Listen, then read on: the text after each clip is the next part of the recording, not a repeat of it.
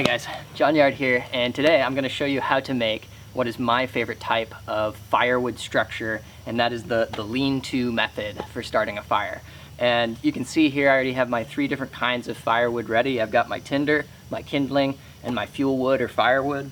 And then I've got some fire starters over here as well. This is just a basic piece of newspaper, and this is a homemade thing here. This is a sawdust in a piece of an old cardboard egg carton, and then it's got sawdust in there covered with wax.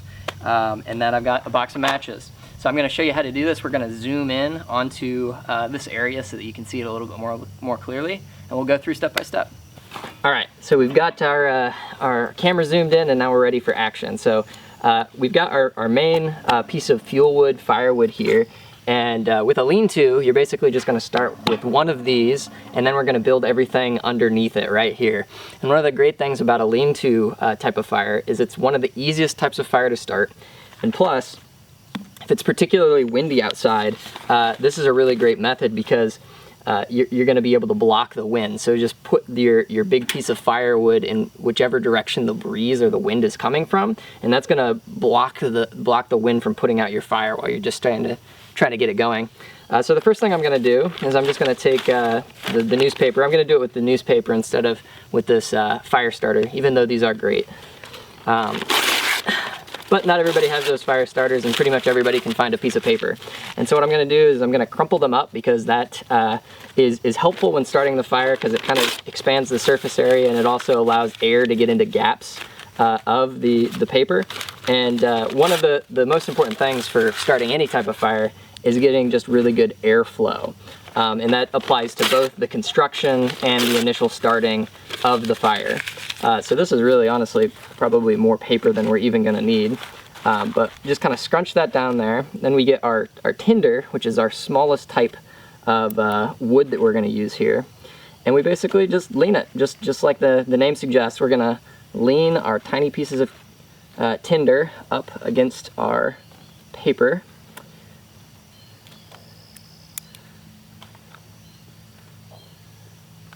One of the great things about building a fire like this is, you know, whether you're on a camping trip or you're setting a fire in a wood stove to heat your house, the whole process is kind of cathartic. Working with your hands on something like this that's going to provide a benefit, whether that be heat, or if you're planning to cook on it, or whatever you're planning to use it for, the process is part of the fun.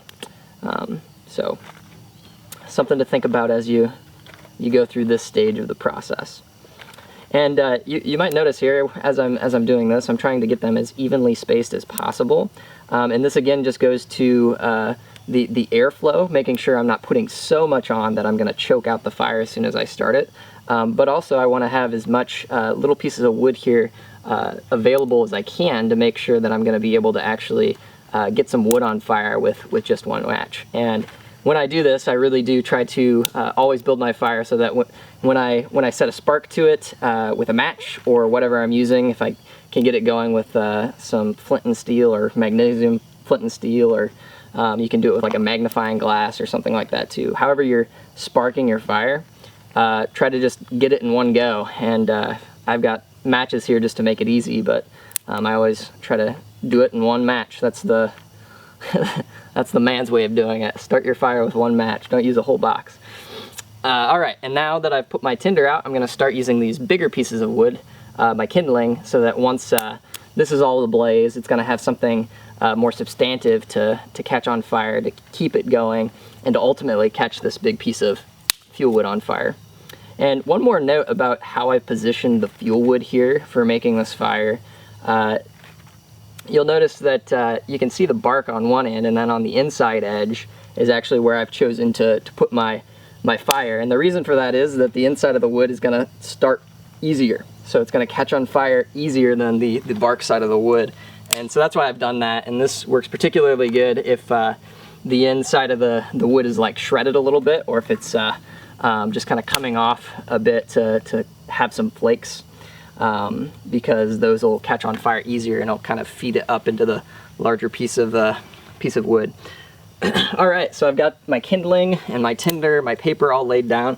And the next thing I'm going to do is I'm just going to be ready with a few extra sticks because you don't know, when you start a fire, you don't know exactly how it's going to go or what area is going to catch the best. So I just want to be prepared with some extra fuel to put on so that I can feed the fire in its initial stage to make sure it gets going well. All right, so I'm going to take my one match out. I'm not going to use any more than this. I'm going to take out my one match. And what I'm going to try to do here, there is a technique. This might kind of seem like something there's not much of a technique for, but there is a technique to this because fire always burns up. That's kind of the nature of fire. It burns upward. I'm going to strike my match, and when it's lit, I'm going to hold it underneath the paper so that it burns upward. And to kind of get the maximum effect here and to get this going as quickly as I can, I'm going to light as many places as I can before the match gets so close to my fingers as it starts to get uncomfortable, or I get a little bit weary. Hey, I need to toss this before I burn my fingers. So don't be crazy and don't hold on to it so long that you're burning yourself. That'd be dumb. Don't do that. All right, I got my match. 1 light, 2 light, 3 light, and I'm gonna just drop it down here, 4 light. And at this stage of the fire, you can blow on it a little bit to get the oxygen going, but if you do that, sometimes you do risk just putting your fire out altogether at this stage, so it kind of depends on how it gets going. And it looks like I'm going pretty well, so I'm not gonna risk it by blowing on it. So you can see the paper is catching the tinder, and the tinder's burning upward. My fire goes up, and away, right? It burns up. And so as it burns through the paper, it's catching my tinder and going on to my bigger pieces of wood. So now I am gonna blow on it a little bit to make sure that this gets these sticks going. I'm gonna drop some additional fuel wood on top of here.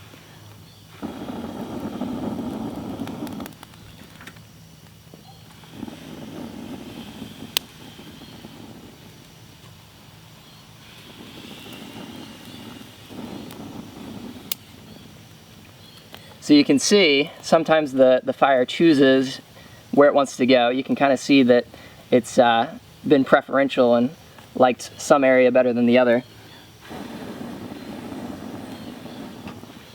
I need some more sticks. Get all of this going.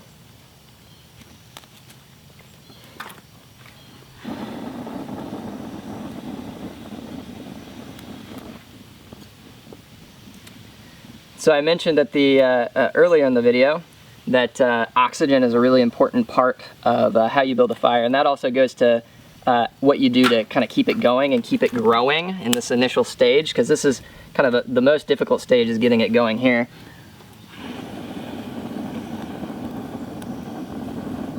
So I'm really just blowing on it to add oxygen to the fire, because that's what kind of feeds the flame, is that oxygen. So that's if you've ever wondered why you blow on a fire, that's it right there.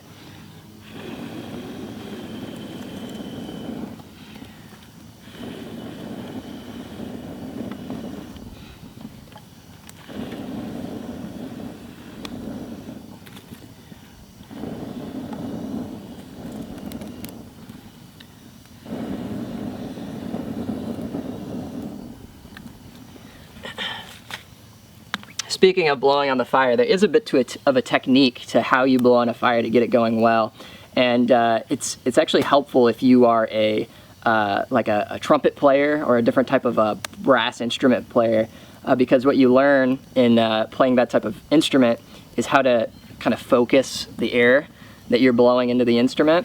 And that's kind of what you got to do when you're building a fire, is you want a kind of a focused stream of air that's going straight towards the source of the flame. And if you can do that, then it makes a lot different, because you might have tried yourself or have seen somebody just kind of open mouth like blowing at a fire, and that does practically nothing compared to a focused stream of air going straight to the source. All right, we got a pretty good flame going now, so I'm just gonna grab another piece of larger wood to show you kind of what you would do to get that next piece going.